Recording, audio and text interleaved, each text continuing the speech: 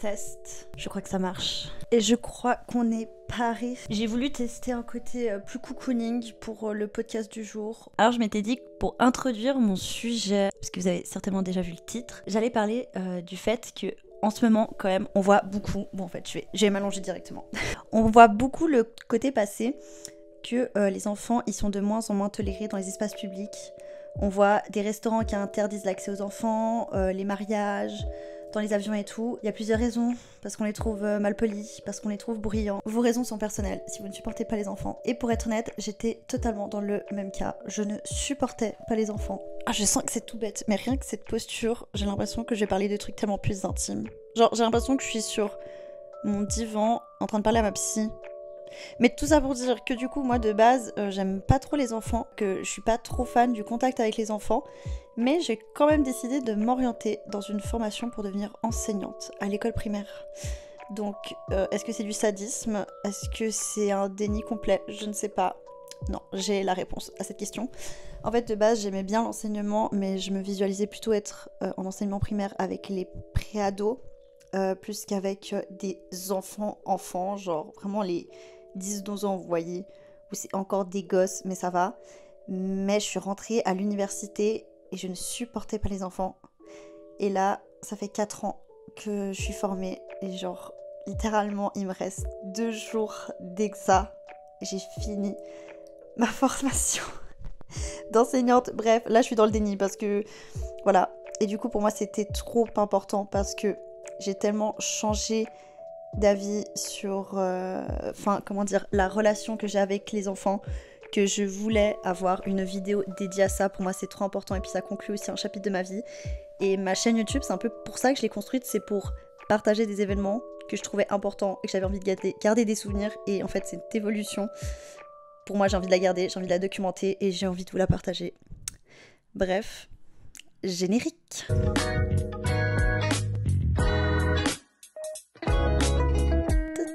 Je sais même plus le son, la musique que fait mon générique. Tellement ça fait longtemps que j'ai pas tourné de podcast. Shout out à Erza qui m'a prêté tout son matos de musique pour que je puisse tourner et vous offrir un contenu audiovisuel un minimum adéquat. Le titre de mon podcast c'est Comment les enfants m'ont sauvé, et je vous jure alors je pense qu'il y a plein de trucs qui ont fait que j'ai pu grandir et évoluer durant ces 4 années.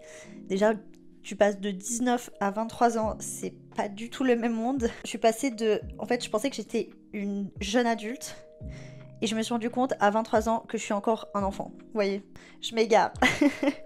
Mais du coup, le but de cette vidéo, c'est que je vais vous expliquer en quoi les enfants ils m'ont sauvé, en fait, qu'est-ce qu'ils m'ont apporté concrètement à ma vie. Et j'ai plusieurs petits points disponibles sur mon ordinateur. J'ai besoin de force pour faire cette vidéo et j'ai préparé un petit matcha. J'attends Milia Matcha, j'attends vraiment. Je parle tellement de ce matcha que franchement, je devrais être sponsorisée par cette marque. Je l'ai fait avec du lait d'avoine et en version froide. Vraiment, mais quel bonheur. On se lance. J'essaie d'éviter, mais je pense que j'essaie d'éviter un max le podcast parce que je dois revenir sur 4 ans de ma vie tellement personnelle où je parle du fait que je suis prof à côté, que j'ai beaucoup de remplacements, donc j'ai énormément de contact avec les enfants. Mais genre, pour moi, c'est mes bébés. Genre, je parle pas de mes bébés. Je vous partage plein de trucs, je vous partage mes potes, je vous partage mes voyages, mais pas cette relation intime que j'ai dans mon travail et dans ma carrière professionnelle. Bref, je bois un peu.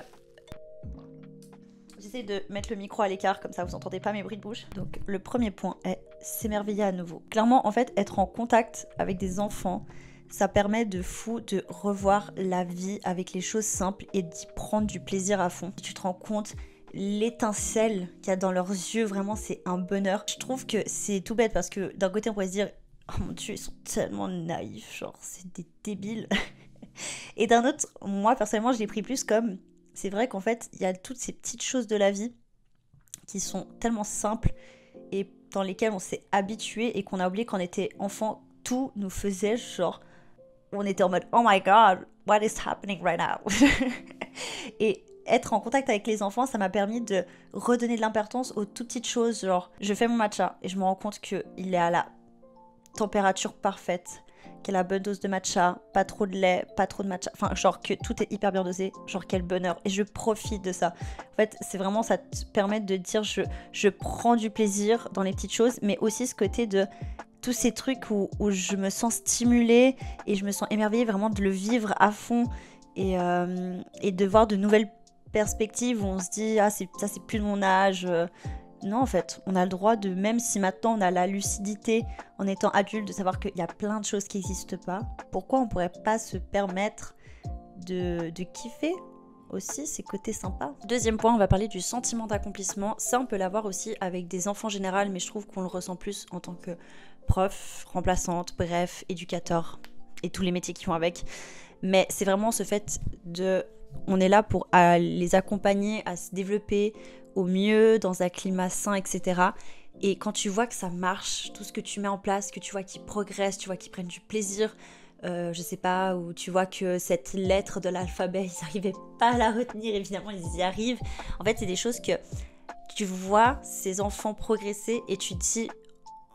En fait, tu réalises à ce moment-là que tout ce que tu fais en vaut la peine. Surtout que les enfants, ça progresse à une vitesse assez folle, mais de la même manière qu'ils grandissent et tout. Et je suis jalouse. J'aimerais savoir aussi rapidement apprendre une nouvelle langue, par exemple. Genre pourquoi le corps est fait qu'on ne puisse pas avoir ça. Mais bref. Aider les autres, se développer, ça permet vraiment de nous sentir accomplis. Ça te donne plus de sens à ta vie aussi. Et à ton métier, c'est parce que tu vois concrètement le résultat de ce que tu fais. Genre vraiment, tu te dis, waouh, en fait, pendant un mois, j'ai travaillé un truc et je comprends qu'ils ont appris des choses grâce à moi et ou même qu'ils étaient intéressés ou en tout cas, j'ai vu du progrès et c'est hyper agréable de se dire, je sers à quelque chose. Troisième point, ouais, ça c'est aussi un des gros trucs. Je vais dire ça à chaque fois, j'ai l'impression. C'est améliorer ses relations, clairement. Et j'ai fait d'ailleurs mon travail de fin d'études sur ce sujet. Sur les relations, la relation éducative avec les enfants. Et en fait, il y a plein de choses qu'on ne supporte pas avec les enfants parce qu'on a besoin de beaucoup de patience, qu'ils ont parfois des comportements aussi. Mais en fait, non Michel, tu ne peux pas taper Jean-Sébastien parce qu'il t'a pris ton stylo. Ça ne marche pas comme ça dans la vie. Bon, je dis ça, mais je pense que certains adultes sont encore dans ce mécanisme de défense. Mais bref, restons sur la thématique de pourquoi les enfants m'ont sauvée. Et du coup, en fait, être au contact avec les enfants, t'es obligé de développer une certaine forme d'empathie, de calme, juste être tellement plus patiente et surtout dans des situations où ça peut être assez stressant à vivre, que ça soit parce que les enfants ils ont vécu un truc qui leur ont fait peur, mais même nous, parfois on se dit waouh, il y a un imprévu de dingue. Par exemple, moi je me rappelle une fois j'étais en remplacement avec une classe que je connaissais pas du tout et il y a une araignée qui est rentrée dans la classe et ça a créé un mouvement de panique. Je vous dis même pas. Je pense que les cris étaient dignes d'un film d'horreur. Clairement, il y a un gars, il aurait pu passer avec son micro pour intercepter le son et l'incruster dans son film. Mais du coup, dans ces moments-là où tu dis peut-être que, je sais pas, moi je suis pas arachnophobe, mais je sais que le contact... Bon, j'ai cette mèche, elle me saoule, faut que je remette mon casque. Genre moi, je suis pas forcément à l'aise et je m'en souviens, ce jour-là, j'ai pris l'araignée dans mes mains pour montrer, genre regardez, elle me fait pas mal, il y a rien de grave. Et je sais que c'est des choses qu'auparavant, j'aurais absolument pas fait, ou à la limite, j'aurais juste tué et tout. Et en fait, c'est le moment où tu dis, je suis la responsable, je suis la garante de ces enfants. Et en fait, je dois leur montrer qu'il y a des situations qui peuvent être hyper stressantes. Bah, on prend le temps d'analyser, on reste calme. Et en fait, moi, j'ai pas le droit de stresser. En tout cas, je peux pas le montrer pour permettre aux enfants qui sont des vraies éponges à émotions de se calmer. Et tout ce truc de l'empathie et tout, en fait, de base, tu le développes. Moi, je l'ai développé pour des raisons professionnelles. Et je me suis rendu compte, je m'étais fait des réflexions au bout de ma première année de formation. Je me suis dit, j'adorerais être la personne que je suis en tant qu'enseignante, l'être dans ma vie de tous les jours. Parce que moi, en tant qu'enseignante, je suis une personne vraiment très patiente, très calme, très posée, à prendre le temps de discuter et tout. Comparé dans ma vie de tous les jours où je suis très impatiente, que ça peut vite péter, mais c'est aussi mon caractère. Et du coup, en fait, cette partie-là que tu développes, ces compétences professionnelles, bah en fait, tu les mets aussi dans ta vie de tous les jours. Et ce qui a fait qu'actuellement, j'ai tellement plus des qualités relationnelles, mais que ça soit avec ma famille, avec mes proches, dans des relations sentimentales, que je n'avais pas auparavant, sans ce contact très permanent avec les enfants et sans la formation de ce métier. Et du coup, c'est incroyable. Enfin, je sens que je peux mettre plus les gens facilement dans une safe zone. Et le fait, c'est tout bête, mais d'être plus dans l'empathie et tout, même si c'est de base pour aider les autres, bah en fait, ça t'aide aussi toi. Parce que par exemple, des situations qui sont hyper stressantes, t'es obligé de... Je dois garder mon sang-froid. Et en fait, parfois, tu te dis, bah ça, je le mets aussi dans ma vie de tous les jours. Et puis, ça te fait réaliser que peut-être des choses qui te font paniquer, comme les enfants, où toi, tu te dis, de ton côté, c'est pas assez stressant, bah ça te permet aussi de relativiser sur ces situations-là où tu paniques. Et voilà. Et moi, je me suis rendu compte que ces situations de gros stress, je les gère beaucoup mieux à force de devoir développer mon identité professionnelle et toutes ces compétences qui vont avec. Donc merci les gosses, grâce à vous, je suis plus patiente. 4e point, tellement vrai. Mais ça c'était surtout cette dernière année, être en contact avec les enfants. En fait, tu les éduques et du coup, t'es obligé de savoir l'éducation que tu veux leur apporter. Les enfants, ils m'ont permis de réfléchir sur moi et surtout sur mes convictions. Genre par exemple, ça m'est arrivé il y a quelques mois, il y a un élève, un garçon qui avait genre 4-5 ans, qui disait qu'une fille de la classe ne pouvait pas jouer avec eux parce qu'ils jouaient à courir et que les filles, ça sait pas courir. Que les filles, ça ne sait pas faire du sport. Et du coup, ce genre de truc, tu te dis, en fait, moi, je me rends compte que mes valeurs, ça, c'est des choses que je n'accepte pas. Des propos sexistes que peut-être cet enfant a entendu dans la rue, par la bouche de ses parents, par les médias. Et du coup, je me rends compte que je réfléchis sur moi, que c'est quelque chose que je n'ai pas envie pour la génération future. Et donc, moi aussi, ça permet de m'affiner, en fait. Parce que parfois, on se pose pas la question de... En fait, moi, je me positionne comment sur cette question, en fait? Où je me situe, même si je suis pas dans le sens de l'opinion publique. Qu'est-ce que j'en pense? Et être en contact avec les enfants, comme tu les éduques, oui, tu peux... Il y a des... Comment dire? Quand tu travailles à l'État, tu as certaines valeurs que tu es obligé de leur communiquer. Et tu dis c'est pour le bien du monde. En fait, de travailler avec eux sur le fait d'inculquer des valeurs, ça te permet aussi de plus être lucide sur toi, ce qui est important à tes yeux pour le monde de demain, parce que clairement, ceux seront les citoyens et les citoyennes de demain. Et aussi, ça te permet de prendre plus en confiance, en fait. Parce que tu te rends compte qu'en ayant un dialogue avec eux, et pas juste dire tu dois faire ça parce que tu dois faire ça, mais vraiment les questionner, les faire réfléchir. Là, j'ai vraiment parlé de trucs de sexisme, mais ça peut aller sur plein d'autres sphères. Bah, ça te permet aussi de prendre en confiance sur toi et de te dire, en fait, on peut avoir une discussion là-dessus. Et j'ai le droit, c'est aussi tout à fait dans le cahier de mes charges d'éduquer à des valeurs. Je suis pas en train de faire un truc contre mes droits. Enfin, je veux dire, qui vont au-delà de ce que j'ai le droit de faire dans mon travail. Je suis devenue beaucoup plus politisée. Après, je pense que c'est parce que j'ai grandi et qu'il y a plein de choses qui se passent dans le monde. Mais je sais que le fait de devoir éduquer un enfant, c'est aussi le truc de réfléchir. La génération future, j'aimerais qu'elle ressemble à quoi? Et de tendre vers cet idéal qui serait pour le bien de tous. Donc voilà. 5e point. C'est hyper difficile de parler en étant couché. Genre j'ai envie de me mettre comme ça, mais c'est pas très esthétique. 5e point. La curiosité constante. Les enfants, ça se questionne sur absolument tout. Mais genre tout. Genre j'ai eu une question il y a quelques semaines d'un enfant qui m'a dit « mais en fait... pourquoi le ciel il est bleu ?» En fait, il se pose des questions sur tout. Plus on avance et l'accès avec internet et tout, on se pose moins des questions. C'est aussi en lien avec ce côté de l'émerveillement. On se dit on accepte un peu plus ce qui se passe dans notre vie. Et puis je pense que avec l'accès à internet, j'ai l'impression que c'est tellement paradoxal parce qu'on a un peu démocratisé le fait d'avoir un accès hyper facile à toutes les informations que tu veux. Mais d'un autre côté, du coup, on se questionne beaucoup moins. Genre, c'est tout bête, mais moi, ça me fascine si je fais un lien. Genre sur TikTok, je vois parfois des gens qui commentent en fait, c'est qui tatata? Ou ça veut dire quoi tatata? Et je me dis, mais attends, t'es sur TikTok, donc ça veut dire que tu es sur un smartphone ou un ordinateur qui a accès à du réseau. Pourquoi tu ne changes pas juste d'onglet, que tu vas sur ta barre de recherche de ton navigateur préféré et que tu poses cette question?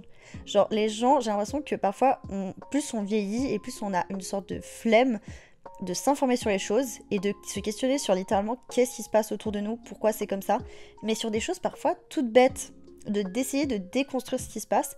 Et les enfants, ça te ramène vraiment sur ce truc de parfois ils te posent des questions et t'es en mode mais en fait ouais, pourquoi le ciel il est bleu? Enfin, dans mes souvenirs je crois que c'est un truc par rapport à la mer. Non, la mer est bleue parce que le ciel est bleu, mais le ciel il est bleu en fait, pourquoi le ciel il est bleu? J'ai pas du tout prévu, mais on va chercher ça illico presto.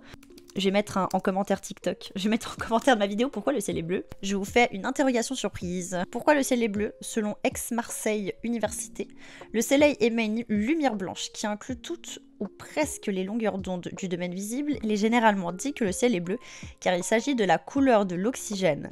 En réalité, il s'agit de la diffusion de la lumière blanche du soleil par l'atmosphère. Bref, du coup, soyez curieux. Genre, posez-vous des questions surtout. 6e point. Je suis épuisée. C'est tellement en lien avec ce que je dis depuis le début. 6e point, la condition physique.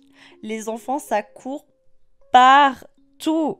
Ça court partout, surtout si on a deux qui ont envie de se taper à l'autre bout de la cour de récréation. T'inquiète pas que tu vas taper le meilleur sprint de ta vie pour sauver les deux loulous. Et non, en vrai, c'est une énergie folle, les enfants. Être en contact avec des enfants, je te jure que même quand j'avais 19 ans, j'ai eu le truc de réaliser, mais j'ai vieilli. J'ai vieilli. Genre, pendant une demi-heure, ils n'arrêtent pas de courir. Pour eux, c'est normal, c'est un jeu. Nous, en tant qu'adultes, on court 30 minutes. On est en mode, j'ai fait un exploit sportif. Genre, tellement plus on avance, moins on a d'énergie. Et moi, ça m'a fasciné à quel point, en fait, être avec des enfants quotidiennement, t'as une obligation de développer, genre, ta condition physique. Mais vraiment, mais c'est pour ça que je dis, mais merci les enfants de m'avoir sauvé. Mais merci. Genre, clairement, déjà, au moins, je ne suis pas essoufflée quand je monte toutes les marches d'une école et quand je les descends à chaque fois. Dieu merci. Et juste, non, vraiment, ça pour le coup, c'est tellement véridique, mais ils ont une énergie. Et je pense qu'il y a ce côté où t'es obligé de toi améliorer ta condition physique pour suivre la cadence, tellement ça bouge dans tous les sens. Même, je pense, quand t'as un seul enfant à charge, parce que c'est toujours plus difficile de s'occuper de son propre gosse que le gosse des autres. J'ai pas de gosse, mais j'ai l'impression. Le fait que t'es obligé de suivre, et puis d'un autre côté, tu les vois tellement bouger partout qu'il y a un peu ce côté genre nostalgie en mode mais moi aussi j'aimerais avoir genre une énergie aussi folle. Enfin, et tu te dis, en fait, il y a plein de choses où oui, effectivement, plus on vieillit, moins on a, mais genre moi, à 23 ans, je suis censée péter la forme, hein, encore clairement. Donc, et pas être prélassée dans mon lit en train de vous faire ce podcast. La prochaine fois, je fais un podcast pendant le jour. Non. Jamais. Oubliez, ça n'existera pas. C'est super. Merci les gosses. Grâce à vous, j'ai des giga muscles. 7e point, ça c'est tellement véridique, c'est le fait d'assumer son rôle de leader. Et je pense, à nouveau, que tu sois parent, mais ce n'est pas ma catégorie. Moi, j'ai été formée pour être enseignante, pas pour être parent. D'ailleurs, c'est dommage qu'il n'existe pas une école pour devenir parent. Pour les gens qui aimeraient. Ça doit sûrement exister, je suis sûre. Oubliez pas, on reste dans ce truc de on se questionne et on essaie de chercher des réponses à nos questions. Bah ouais, l'école des parents. Donc, au cas où, il y a des formations pour être parent. Voilà, si ça vous intéresse. Mais d'un côté, je suis pas du tout surprise. Mais attends, je pense qu'il y a des formations sur tout. Mais du coup, le fait d'être en charge d'un enfant ou de plusieurs, t'es obligé d'assumer un peu ce côté de je suis la responsable. Et c'est moi qui décide ce que X ou Y va faire. On veut pas être tyrannique, c'est pas le but, mais je trouve que c'est hyper cool parce que ça te permet de ouf de gagner dans ta confiance, de prendre le rôle de leader, de diriger des gens. Mais à nouveau, on revient en lien avec le truc que je vous ai dit avant. T'as un relationnel à faire, tu dois mettre un climat qui est bienveillant et tout. Savoir diriger de manière adéquate et vraiment avoir cette confiance de se dire je suis capable d'être responsable, d'être entre guillemets chef de bande, leader, et je trouve que c'est trop cool. Tu te remets aussi un peu en question, en fait, apprends à savoir mener, mais si on te questionne aussi sur des trucs, soit apprendre à affirmer ton choix, genre pourquoi on fait ça? Ben on fait ça parce que genre pas juste parce que, et t'as pas le droit de te questionner. Et ou sinon être vraiment dans ce truc de je prends conscience, et c'est vrai que je me re-questionne, parce que pour moi le rôle de leader c'est savoir mener, mais savoir mener tout le monde. Genre t'es pas tout seul, sinon t'es pas un leader, t'es juste quelqu'un de solitaire qui avance, et le but c'est de savoir mener les gens, mais que tout le monde puisse se sentir à l'aise d'être mené aussi par toi. Donc je trouve que c'est hyper chouette d'être en contact avec les enfants là-dessus, je trouve que ça le développe de ouf. C'est une autre manière de développer ça que d'être en mode leader avec des adultes. 8e point, j'en ai déjà un peu parlé, mais le fait de relativiser. Je vais vous raconter une anecdote qui m'est arrivée vraiment il y a même pas un mois, où j'étais en sortie scolaire, et il y a une élève que je connais très bien, hein, qui vient vers moi. Genre, regardez-moi bien, ok? Regardez bien. Pour ceux qui écoutent, juste tournez votre tête, regardez l'écran. Elle m'a dit, pourquoi est-ce que tu fais pas un régime? Donc moi j'étais en train de manger mon petit sandwich et j'ai une gosse de 8 ans qui vient me dire mais pourquoi est-ce que tu fais pas un régime? T'en aurais bien besoin. Et je vous jure, c'est pas genre moi qui interprète. Littéralement, elle me l'a dit. Et en fait, les enfants, il y a aussi ce côté de pourquoi les gens ne supportent pas les enfants. Parce que ils sont d'une violence dans leurs propos, ils n'ont aucun tact. C'est un terme qu'ils ne connaissent pas, ça c'est sûr. Et parfois, ils disent des trucs qui sont totalement absurdes. Genre ce côté du truc du régime. Je pense que si j'étais quelqu'un de complexé, peut-être je le prendrais mais tellement mal. Les gens dans la vie, les adultes, vont te faire des remarques qui sont tout autant aberrantes, qui n'ont aucun sens. Mais pourquoi les prendre au sérieux si au fond, en fait, c'est rien d'intéressant. C'est la personne là, elle te dit un truc genre méchant ou négatif. Faut aussi apprendre à relativiser que par exemple, peut-être cette personne me dit cette chose parce qu'elle-même n'est pas bien dans ce domaine-là. Du coup, c'est important déjà de 1, se protéger de ces remarques que les enfants font. Ils le font pas parce que c'est nous, c'est juste tellement instinctif, ils se rendent pas compte de ce qu'ils disent. Et en fait, ils sont en train de recracher des choses que la société les met en avant. Typiquement, tu devrais faire un régime, ça prouve que cette enfant, à 8 ans, elle a déjà été, habituée à des images de corps super minces. Et ce genre de choses où c'est hyper important avec les enfants, j'ai appris à me créer une carapace sur les remarques qui sont dites et de me dire, et en fait, les mettre vraiment en parallèle avec genre des remarques des adultes pourraient me dire, et est-ce que vraiment ça en vaut la peine? Juste relativiser la situation, se dire, est-ce que j'ai besoin de prendre mot pour mot ce qui vient d'être dit? Il y avait une autre chose par rapport à relativiser, c'était aussi ce côté où parfois des enfants, ça fait des disputes pour rien, mais genre pour rien du tout, mais pour eux c'est le drame de leur monde et ils ont le droit de le vivre comme ça, parce que moi j'adore le fait que pour eux leur plus gros problème c'est que ils voulaient le stylo rouge et que le dernier stylo rouge a été pris par un autre copain et du coup ils sont bouleversés. J'adore, moi j'aime que des enfants, leur problème principal soit ça dans la vie. C'est hyper bon signe. Mais du coup ça te permet aussi que parfois, toi, t'as l'impression que ce gosse il se plaint pour rien, pour ce stylo, mais en fait nous-mêmes on a des disputes ou des problèmes qui en vrai sont pas si graves que ça en tant qu'adulte. Et de visualiser ce genre de truc, tu le mets assez facilement en parallèle avec des situations où tu te dis purée. Genre là peut-être ça fait genre je me suis énervée hyper fortement avec une amie et au final le souci il est moindre. Genre vraiment est-ce qu'on s'en rappellera? Genre c'est sûr que cet enfant qui a eu cette dispute parce qu'il a pas eu le dernier stylo rouge, il s'en rappellera même plus le lendemain. Et nous en tant qu'adultes, ces genres de disputes, parfois il y en a certaines, elles en valent pas la peine. Et le temps c'est hyper précieux, donc autant se préserver des ondes négatives et d'apprendre à relativiser. 9e point. Être constamment vigilant. C'est au même truc avec la condition physique. T'es obligé d'avoir des yeux partout, des hyper bons réflexes. Moi personnellement c'est aussi pour ma sécurité dans ma vie de tous les jours. J'ai des yeux partout. Je pense que je sais vous regarder vraiment à 360 degrés. En mode j'arrive à avoir un œil qui part là et l'autre qui part là, tel un caméléon. En tant que espèce femelle, avoir un regard comme ça où tout, chaque son, chaque bruit et tout, toute ma périphérie est analysée en une fraction de seconde, c'est très pratique. J'ai noté ce point comme étant réaliser le noyau des problèmes et j'en ai parlé déjà entre les questions de sexisme, que ça soit le truc du les filles elles savent pas courir, ou bien tu devrais faire un régime. En fait, quand tu es en contact avec des enfants, et moi dans ma profession, du coup, je suis en contact avec des enfants, en tout cas à Genève, de 4 à 12 ans, tu te rends compte qu'en fait, c'est pas toi qui grandis et tout d'un coup tu te dis ces idées comme ça, plus ou moins sexistes, plus ou moins xénophobes, c'est des choses qui me tentent, mais en fait, à quel point c'est genre tellement dans l'implicite, c'est partout présent, que ça soit directement dans les jouets, dans les dessins animés, dans ce qui est diffusé à la télévision, et qu'on peut protéger de quelconque manière nos enfants sur ces idées-là, parce que peut-être qu'elles vont contre nos valeurs.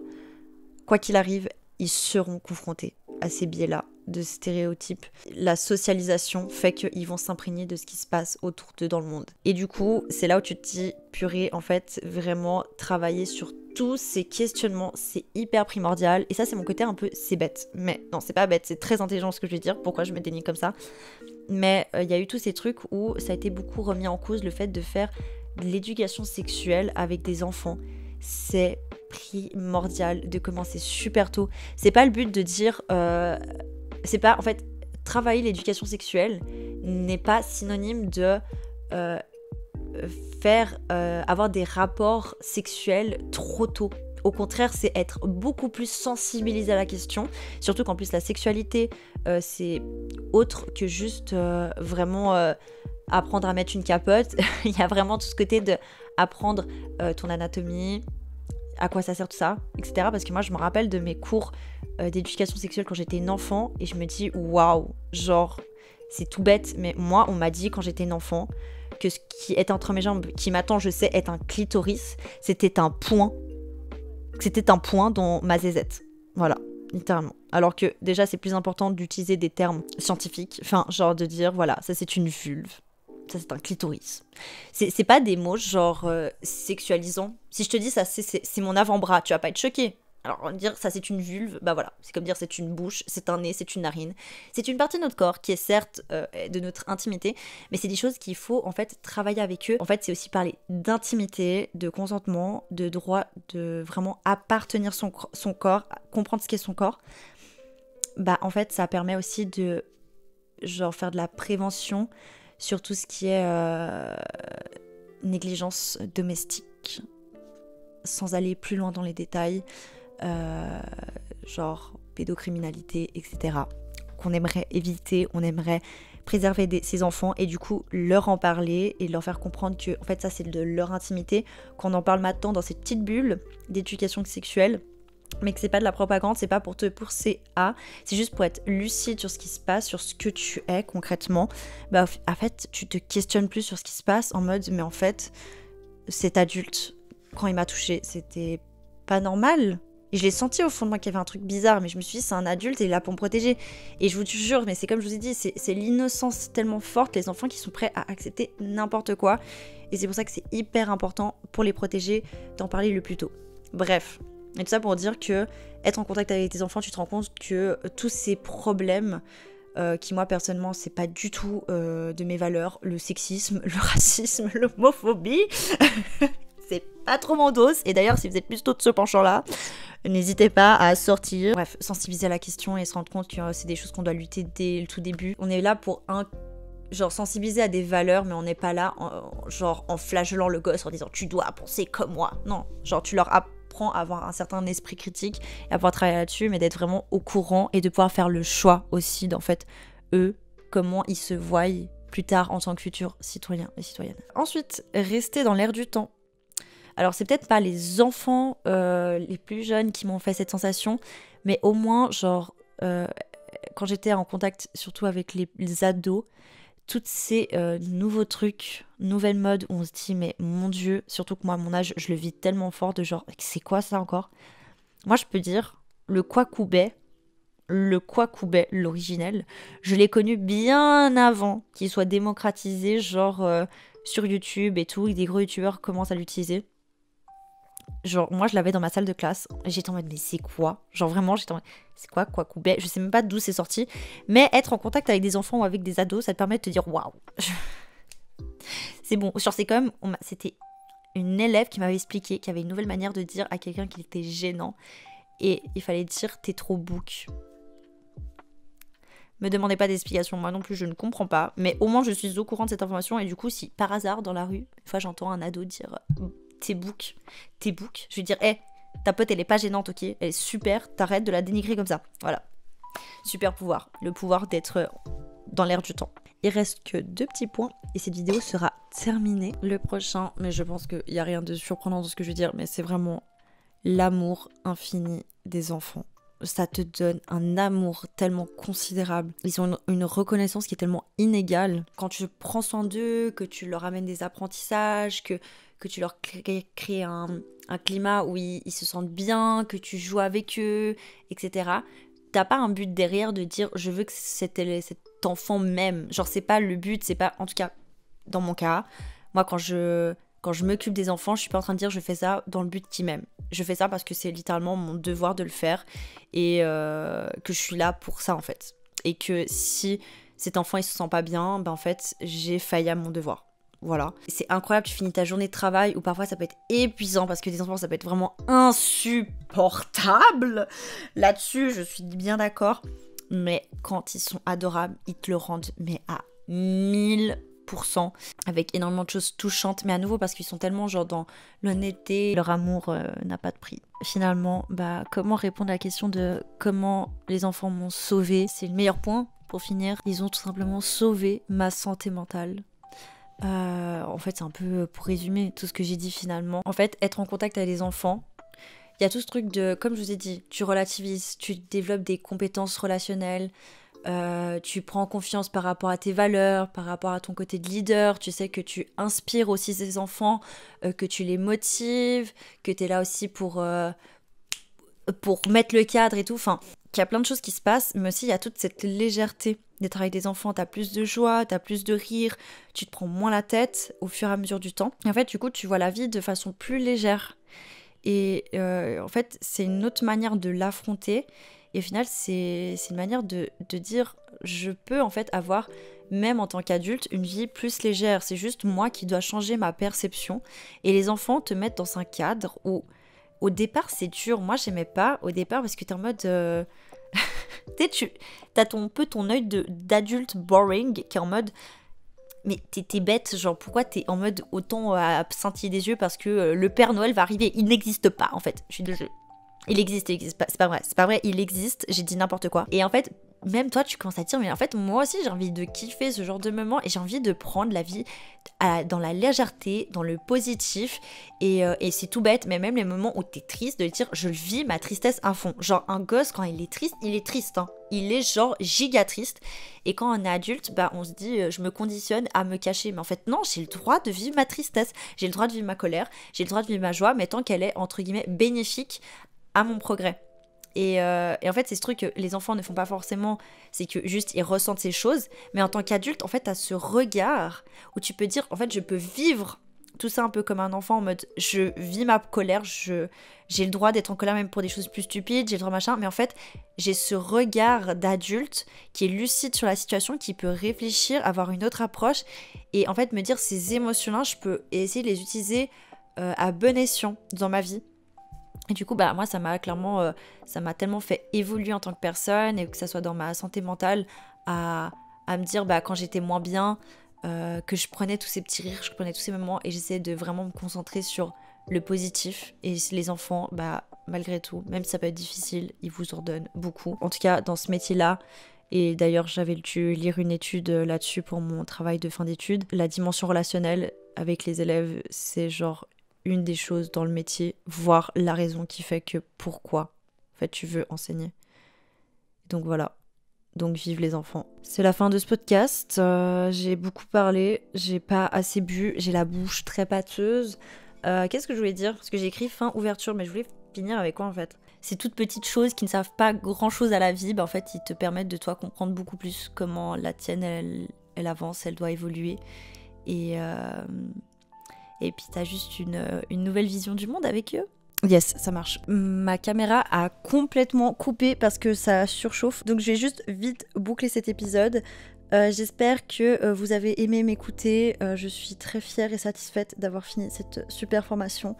Être enseignant et enseignante, c'est vraiment un giga chouette métier. S'il vous plaît, respectez vos profs si vous en avez encore. Parce que c'est chouette, mais c'est difficile. Voilà. Mais c'est chouette. Bref. Je vous dis à tout bientôt et de gros bisous la populace. On se retrouve. Peace out, A-Town, drop the mic.